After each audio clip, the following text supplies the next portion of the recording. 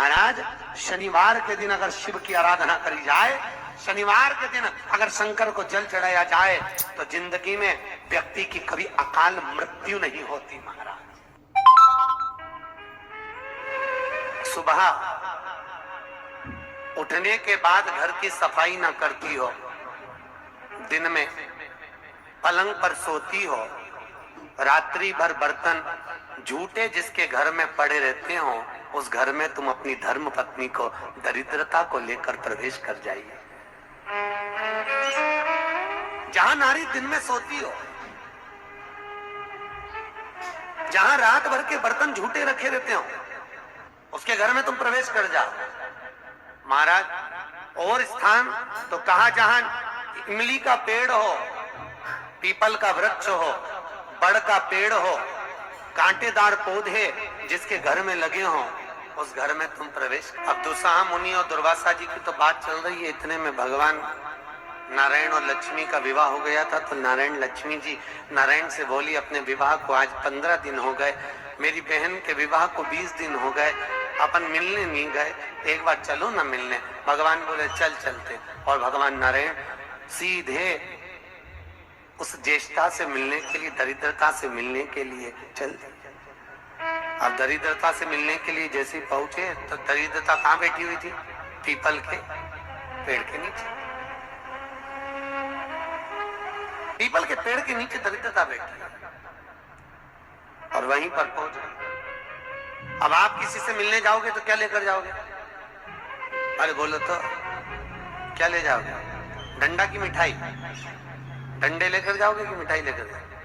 अरे बोलो तो मिठाई लेकर जाओगे ना, कुछ भी मिष्ठान मुंह मीठा कराने के लिए। जिसकी विवाह हुआ है, अभी विवाह हुआ है, तो उसके यहाँ मिठाई का डब्बा लेकर चले। और मिठाई का डब्बा ले जाकर जैसे ही भगवान नारायण लक्ष्मी को दिया, लक्ष्मी ने तुरंत ज्येष्ठा देवी को दिया। ज्येष्ठा को दिया तो देते ही दरिद्रता ने मिठाई का डब्बा फेंक दिया, और फेंकते से ही बोली, लक्ष्मी तू मेरी छोटी बहन है, तुझे इतना नहीं मालूम कि तेरी बड़ी बहन खाती क्या है, और मेरे लिए तू मिठाई लेकर आई? तू पागल हो गई है, मूर्ख हो गई है, जो तू मेरे लिए मिष्ठान लेकर आई है। तुझे मालूम नहीं कि मुझे खट्टा और तीखा पसंद है। लक्ष्मी जी की आंख में आंसू भर गए। लक्ष्मी जी बोली, जीजी मैं तो समझी कि तुम्हारा विवाह हो गया है, हो सकता है तुम कुछ चेंज करी हो अपने स्वाद को, क्योंकि विवाह होने के बाद थोड़ा सा व्यक्ति बदल जाता है। मुझे लगता है आपने कुछ चेंज करा हो, इसलिए मैं आपके लिए मिठाई लेकर आई। लक्ष्मी तुझे मालूम नहीं मैं क्या खाती हूँ? मुझे नहीं चाहिए। मिठाई का डब्बा फेंक दिया। आज भी कई दरवाजों पर, कई दुकानों पर आपने नींबू मिर्ची टंगा हुआ देखा होगा। कई लोग कहते हैं नजर से बचाता है, नजर से नहीं, लक्ष्मी और दरिद्रता ये दोनों बहनें हर एक व्यक्ति के घर में प्रतिदिन प्रवेश करती है। पर लक्ष्मी के लिए मिठाई फ्रिज में रखी होती है, इसलिए लक्ष्मी सीधे अंदर चली जाती है, और दरिद्रता के लिए नींबू मिर्ची दरवाजे पर टंगा रहता है, इसलिए वो दरवाजे से खाकर वापस चली जाती है। दरवाजे से खाकर तुरंत वहीं से लौट जाती है। कई लोग कहते हैं नजर के लिए, नजर के लिए नहीं, दरिद्रता हमारे यहाँ प्रवेश ना करे, ज्येष्ठा हमारे यहाँ प्रवेश ना करे, इसलिए नींबू और मिर्ची को दरवाजे पर बांधा जाता है। पर कई लोगों को नहीं मालूम, तो वो कहते नजर से बचाता। नजर से नहीं, दरिद्रता का प्रवेश ना हो। अगर दरिद्रता हमारे घर में प्रवेश कर रही है तो दरवाजे से ही भोजन कर कर निकल जावे, हमारे घर के अंदर प्रवेश ना करे। इसलिए हिंदू धर्म की रीति आज भी घर के अंदर नींबू और मिर्ची को एक ही डलिया में नहीं रखा जाता। अगर नींबू और मिर्ची एक ही डलिया में रखे रहते हैं तो उस घर में दरिद्रता का निवास है, दरिद्रता का प्रवेश। हमारे यहाँ 3 चीजें बेटी की विदाई में नहीं दी जाती, आप लोगों को मालूम? एक झाड़ू, अरे बोलो तो सही है कि गलत है? एक झाड़ू बेटी की विदाई में नहीं देते। एक चलनी छानने की बेटी की विदाई में नहीं देते, और एक अचार की बरनी बेटी की विदाई में नहीं देते। ये 3 चीजें नहीं देते। चलनी भी नहीं देते, झाड़ू भी नहीं देते, कहीं कहीं जगह पर सुई भी नहीं देते। सुई का भी प्रमाण मिलता है, सुई भी नहीं दी। और एक अचार की बरनी, अचार की बरनी भी बेटी की विदाई में नहीं देते। क्यों? क्योंकि अचार की बरनी में जैसे झाड़ू में हमारे यहाँ बेटी को अगर दिया जाता है तो उसके घर की पूरी लक्ष्मी छीन हो जाती है, चलनी देने पर उसके घर की लक्ष्मी समाप्त हो जाती है, सुई देने पर उसके घर की लक्ष्मी समाप्त हो जाती है। उसी तरह अचार की बरनी देने पर बेटी के घर में उसका घर पूरा तहस नहस हो जाता है, पूरा बर्बाद हो जाता है। और आजकल माताओं का इतना प्रेम होता है ना बेटी से, अब करें तो करे क्या। और बेटी जिस घर में भी आती है ना, वहां के उसके बेटी के ससुर भी कहते थे बेटा तेरी मम्मी के हाथ का अचार बनवाला। अब इनको कौन समझाए बेटे को, इनको समझाए कौन कि वह अचार में दरिद्रता का निवास है। अब के कौन इनको कि खट्टा और तीखा घर में प्रवेश करेगा अगर बहू के यहाँ का, तो उस घर में सुख नहीं रह सकता। चार लोग भी होंगे तो चारों का मुंह बिल्कुल नींबू की तरह खट्टा और वाणी मिर्ची की तरह तीखी रहेगी, चाहे कितना ही प्रयास कर जाए। अगर अचार खाया है बहू के घर का तो इसलिए बेटी की विदाई में चार चीजें नहीं दी। फरमान पहले क्या देते थे बेटी की विदाई में?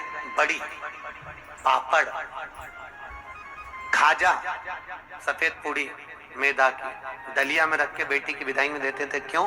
क्योंकि जो स्थिरता का भाव रखे, भले उसमें नमक ना रहे परंतु मौनता, प्रेम, स्नेह, नम्रता उसके अंदर होना चाहिए, वो बेटी की विदाई में दिया जाता है। और बांस की डलिया में रखकर देते थे जिससे वंश बढ़े, कपड़ा बांध कर देते थे जिससे भक्ति का चीर सदा बना रहे। एक एक चीज का प्रमाण था बेटी की विदाई में देते।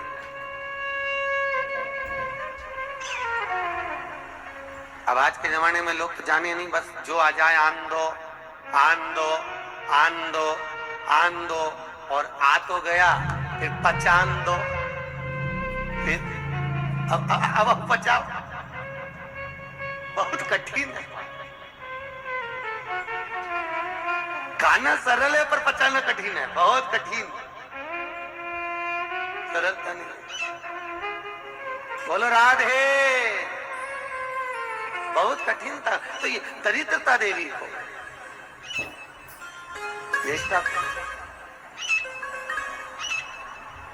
और लक्ष्मी जी ने मिठाई दी, उसने फेंक दिया। मुझे खट्टा और तीखा पसंद है, मुझे नहीं चाहिए, मैं ये नहीं खा सकता। आप ले जाओ इसको, मुझे खट्टा और तीखा ला कर दीजिए।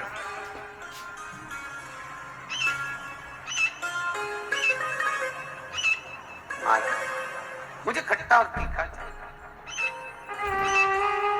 समझाया। भगवान विष्णु लक्ष्मी जी से कह रहे हैं तेरी बहन को समझाना बहुत कठिन है, तू चल। लक्ष्मी जी जाने लगी।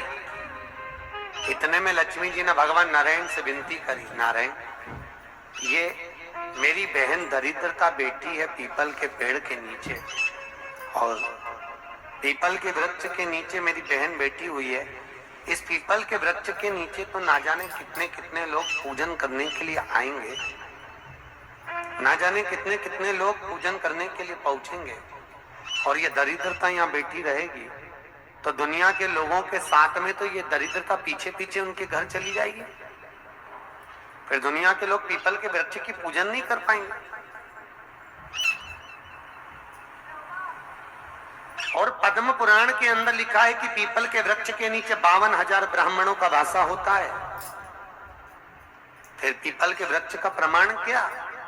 भगवान नारायण बोले सुनो लक्ष्मी, ये पीपल के वृक्ष के नीचे तुम्हारी बहन दरिद्रता निवास कर रही है, पर जिसकी हाथ में या तो माला हो, जल का पात्र होगा, या कुंकू का चोपड़ा होगा, या दिया बाती होगा, जो अपने हाथ में कुछ ना कुछ लेकर आएगी पीपल के वृक्ष की पूजन के लिए और वापिस वो पात्र लेकर जाएगी, उसके पीछे कभी दरिद्रता उसके घर में प्रवेश नहीं करेगी। और जो खाली हाथ पीपल के वृक्ष के नीचे प्रवेश करता है उसके साथ में दरिद्रता उसके साथ पीछे पीछे प्रवेश कर जाती है। और सुनो लक्ष्मी, आज शनिवार का दिन है, जिस दिन मैं इस दरिद्रता से मिलने के लिए लक्ष्मी तेरे साथ में इस पीपल के वृक्ष के नीचे आया हूं, ज्येष्ठा से मिलने के लिए, तेरी बहन दरिद्रता से मिलने के लिए।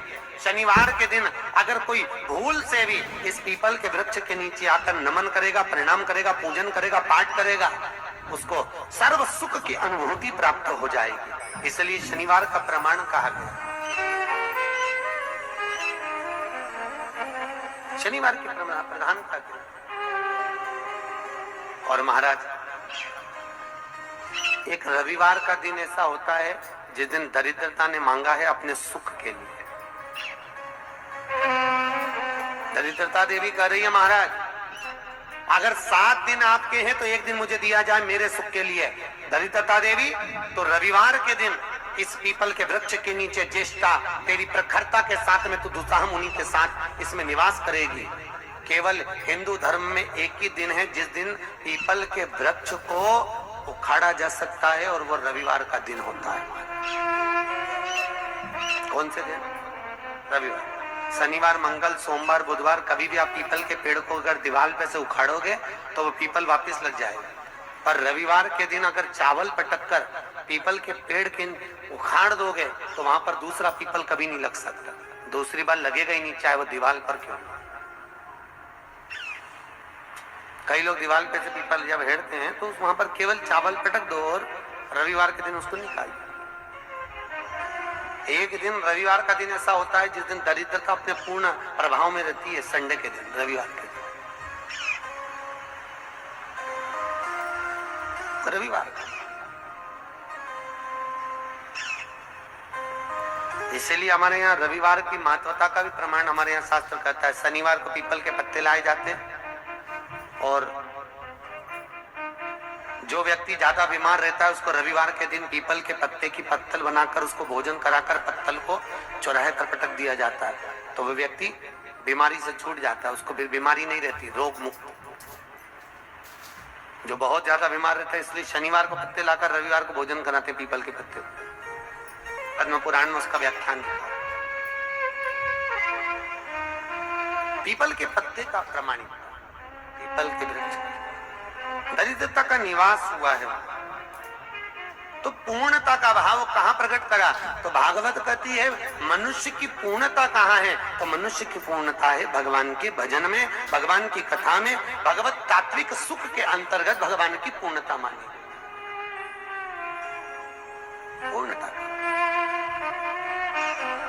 बड़ी मुश्किल से मनुष्य देह मिलता है, और उस मानव देह को पाकर भगवत भजन करना बहुत कठिन। नहाने और स्नान में अंतर है। बाथरूम में गए, साबुन लगाया, पानी डाला, इसको कहते हैं नहाना। और स्नान का मतलब क्या है? स्नान का मतलब है हमारे कर्म कांडों में, हमारे शास्त्रों में पंडित कहते हैं स्नान कर कर आइए। स्नान का मतलब ये नहीं कि पानी डाला, तालाब में कूद गए, स्नान कर लिया। स्नान वो नहीं है। स्नान का मतलब है मनुष्य के शरीर में 3.5 करोड़ रोम छिद्र होते हैं। कितने? 3.5 करोड़ रोम छिद्र। और एक दिन में जब मनुष्य के मुख से 3.5 करोड़ बार भगवान का नाम निकल जाता है, तब जाकर मनुष्य का स्नान हो पाता है। जो बाथरूम में जाकर पानी कूड़ा वो तो नहाना हुआ। स्नान करने से अहंकार घटता है और नहाने से अहंकार बढ़ता है। तुम जितनी बार मुंडा धोगी फेस बात से, उतनी बार दर्पण में मुंह देखोगी कितनी जोरदार लग रही। फिर मुंह धोगी, फिर अहंकार बढ़ेगा, फिर मुंह धोगी, फिर अहंकार बढ़ेगा। तो नहाने से अहंकार बढ़ता है और स्नान से अहंकार घटता है। भजन करने से अहंकार घटेगा, अभिमान छिन्नित हो जाएगा। स्नान करा, अभिमान धीरे धीरे घटता चले जाएगा। क्यों? क्योंकि स्नान करना मतलब सत्संग में जाना। सत्संग में जाना मतलब वहां पर हमारा कोई मान नहीं, हमारा कोई सम्मान नहीं। सत्संग में सब बराबर, सब एक बराबर। भजन महाराज, कई लोगों को बड़ी ईर्ष्या रहती थी। एक बार सतभामा जी को भी बड़ा गुस्सा आया। सतभामा ने एक बार कन्हैया जी को देखकर और रुक्मणी जी से पूछा, ये कन्हैया को हो क्या गया? जब देखो, जब भाग भाग के द्रौपदी के घर चले जाता है, ये द्रौपदी से रिश्तेदारी क्या है इसकी कृष्ण की? रुक्मणी जी ने कहा द्रौपदी उनकी मुंह बोली बहन। तो ये सिकाई की बहन जा सी देर में भगवान को बुला लेती और भगवान भी पूरा द्वार का छोड़ के उसके घर भाग जाता है। एक आध दिन मुझे ये द्रौपदी को सही करना पड़ेगा। सतभामा जी बोली रुक्मणी से, और भगवान ने पति को सही करना पड़ेगा, सत्यभामा जी बोली रुक्मिणी से। और भगवान ने कानों से सुनी लिया। सुनते ही भगवान तुरंत आए और आकर बोले मैं जा रहा हूँ। इतने में तुरंत रुक्मिणी ने पूछा कहाँ जा रहे हो प्रभु? भगवान बोले मैं अपनी बहन द्रौपदी के घर जा रहा हूँ। सत्यभामा जी बोली अच्छा। इतने में भगवान बोले तुम चल रही हो क्या? सत्यभामा जी ने रुक्मिणी को कोनी मार के कहा आज मौका मिला, चल आज ननंद के तो ऐसा ठीक करेंगे जिंदगी भर नहीं बुलाएंगे।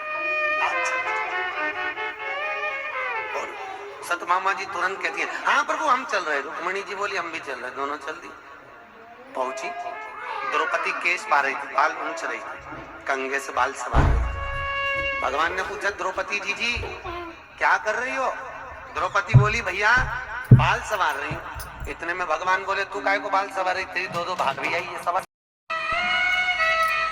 सत्यभामा ने मन में सोचा अपनी तो पूरी लाइन क्लियर होती चली, अच्छा ऐसा बाल सवारूंगी, एक खोपड़िया में बाल नहीं दें तो इसके रुक तो जा ननंद के। सत्यभामा से भगवान ने कहा सत्यभामा तुम तेल लगाओ, रुक्मिणी तुम चोटी करना द्रौपदी की। आओ सत्यभामा जी जो तेल लगाने बैठी, तेल लगाते लगाते सत्यभामा जी ने एक बाल तोड़ दिया। जो तोड़ा द्रौपदी कुछ नहीं बोली, पर उस बाल को तोड़ती उसमें से आवाज आई है कृष्ण। सत्यभामा जी ने फिर दूसरा बाल तोड़ा, फिर उसमें से आवाज आई है कृष्ण। सत्यभामा जी ने फिर बाल तोड़ा, उसमें से फिर आवाज आई है कृष्ण। जैसे बाल तोड़ने पर आवाज आ रही है, बार बार आवाज आ रही है, तो बार बार आवाज आए तो सत्यभामा ने रुक्मिणी से पूछा जी ये द्रौपदी के बाल तोड़ने से कृष्ण की आवाज क्यों आ रही है? तब भगवान कृष्ण ने आकर कहा सत्यभामा तुम पूछ रही थी कि मैं द्रौपदी के घर क्यों जाता हूँ। सत्यभामा पूरी पृथ्वी पर मात्र एक द्रौपदी ऐसी है जो एक दिन में 3.5 करोड़ बार मेरा नाम जाप करती है, इसलिए मैं दौड़ दौड़ कर इसके पास जाता हूँ। इसके हर एक रोम रोम में मैं समाया हूँ, मैं समाया हूँ। फिर भी सहन नहीं हुआ, फिर भी सत्यभामा से सहन नहीं हुआ। और सत्यभामा जी ने चोटी करते करते पूछ ही लिया द्रौपदी से, हे द्रौपदी जी एक बात बताओगी? द्रौपदी बोली बोलो क्या पूछना है? हमारा एक पति और हम 16,108 रानी, तो भी हमारे कहने पे नहीं चलता। और तू अकेली और तेरे 5 पति तेरे कहने पे चलते हैं। कहां की बूटी खिला दी तू अपने पतियों को? ऐसी कौन सी जड़ी बूटी खिलाई है? ऐसा कौन सा जादू कर दिया जो तेरे 5 पति तेरे कहने पे चल रहे हैं और हमारा एक पति हमारे कहने पे नहीं चले? अब ये बात अगर किसी स्त्री से कहो कि तेरे पति तेरे कहने पे चल रहे हैं तो बुरा तो लगेगा ना, और हमारा पति नहीं चल रहा। बहुत गुस्सा आया द्रौपदी को, पर बोली कितना सुंदर। द्रौपदी बोलती है भाभी मेरा कृष्ण भी आपके कहने पर चलता, जैसे आज मेरे 5 पति मेरे कहने पर चल रहे हैं। मेरे 5 पति मेरे कहने पर केवल एक शर्त पर चल रहे हैं। याद करो दीदी भाभी, जब मेरा विवाह हुआ था ना, मैं अर्जुन के साथ में ब्याही थी। अर्जुन मुझे लेकर आए और मेरी सास रोटी बना रही थी। सास रोटी बनाते बनाते अर्जुन ने कह दिया माँ हम देखो क्या लाए हैं, और जैसे ही सास ने पलट कर नहीं देखा और कह दिया 5 बांट लो, और मैं 5 पतियों की पत्नी बन गई। अपना सास का कहना मानू, मैंने अपने सास का वाक्य का आदर करा और मैं 5 पतियों की पत्नी बनी। पर भाभी मैंने अपनी सास का सम्मान करा, वन में भी रही तो साथ निभाया, जंगल में भी रही तो साथ निभाया, और आपने कौन सा साथ निभाया भाभी?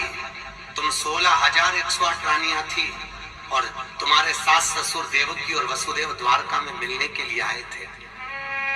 16,108 रानियां तुम अपने अपने कमरे में जाकर सो गई और सास ससुर को हॉल में पटक दिया। अगर एक बहू भी अपना कमरा छोड़कर कह देती मम्मी 2 दिन के लिए आई हो इसमें ठहर जाओ, पापा इसमें ठहर जाओ, तो सास ससुर का अगर तुम आदर करती, अगर तुम तुम्हारे पति के माता पिता का आदर करती, तो ये पक्का था कि तुम्हारा पति भी तुम्हारे कहने पर चलता। पर तुमने अपने पति के माता पिता का आदर नहीं करा, इसलिए तुम्हारे पति भी तुम्हारे कहने पर नहीं चलते। तुम आदर तो करती भाभी। आज भी वो देवकी वसुदेव हाल में बैठे हैं और सब रानी अपने अपने कमरे में बैठी है। द्वारका गए हो आप लोग? द्वारका गए हो तो द्वारका में जाकर देखना, देवकी और वसुदेव का मंदिर द्वारकाधीश के ठीक सामने, सब रानी अपने अपने भवन में और वो हॉल में। सम्मान करोगी तो सम्मान मिलेगा, आदर करोगी तो आदर मिलेगा। आप अगर माता पिता का आदर तो करो, वचन तो निभाओ। जब लड़का और लड़की की शादी होती है ना तो मैं 7-5 वचन बोलते हैं। इधर बोलते कि नहीं बोलते मालूम नहीं, जोधपुर में बोलते हैं 7-5 ही बोलते कि 14-15 बोलते हैं। अच्छा 7-5, लड़की के 7 और लड़के के 5 वचन। लड़की अपना वचन निभाती है तो वचन में एक वचन दिलवाती है कि तुम मेरे माता पिता का आदर करना, लड़के से दिलवाती है। लड़का कहता है हाँ करूंगा, पर लड़के के 5 वचन में ये वचन नहीं रहता कि तू मेरे माँ बाप का सम्मान कर। क्यों नहीं रहता? लड़की के 7 वचन में लड़की अपने लड़के से वचन दिलवाती है। पंडित बोलता है कि लड़की का एक वचन है कि तुम हमारे माँ बाप का सम्मान करना। लड़के से हुंकारा भरवाया जाता, लड़के से पूछा जाता है कि तुम लड़की के माँ बाप का सम्मान करोगे? हाँ। और लड़के के 5 वचन में ये वचन नहीं रहता कि तुम मेरे माँ बाप का सम्मान करना। किसी ने पूछा गुरुदेव ये बताओ, लड़की के 7 वचन में एक वचन है कि तुम उसके माँ बाप का सम्मान करो, तो लड़के ने वचन क्यों नहीं दिलवाया लड़की से कि तुम हमारे माँ बाप का सम्मान करना? तो भागवत कहती है इसलिए वचन नहीं दिलवाया क्योंकि लड़का ज्ञानी है, उसको मालूम है जब ये अपने माँ बाप का सम्मान मुझसे करवा रही है तो ये पक्का है कि मेरे माँ बाप का सम्मान भी ये कर लेगी, तो मुझे वचन दिलवाने की जरूरत ही नहीं है। मैं क्यों वचन दिलवाऊं? जब ये अपने माँ बाप का सम्मान कर रही है, अपने माता पिता के लिए एक पराये लड़के से हुंकारा भरवा रही है कि तुम मेरे माँ बाप का सम्मान करना, जब इसके मन में अपने माता पिता के प्रति इतना आदर है तो मेरे माँ बाप के प्रति इसके मन में कितना आदर होगा। इसलिए मुझे वचन दिलवाने की जरूरत नहीं। ये लड़की घर की संस्कारित है और मेरे माता पिता का आदर करेगी, ये मुझे लगता है, मैं मानता हूँ। इसलिए लड़का वचन नहीं दिलवाता कि तुम मेरे माँ बाप का सम्मान करो। उसने एक ने दिलवा लिया, वही बोलता। सब बोलिए एक बार जमकर, श्री शिवाय नमस्तुभ्यम। प्रैक्टिकल जरूर करना, कहीं सीओर वाला महाराज झूठ तो नहीं बोल रहा।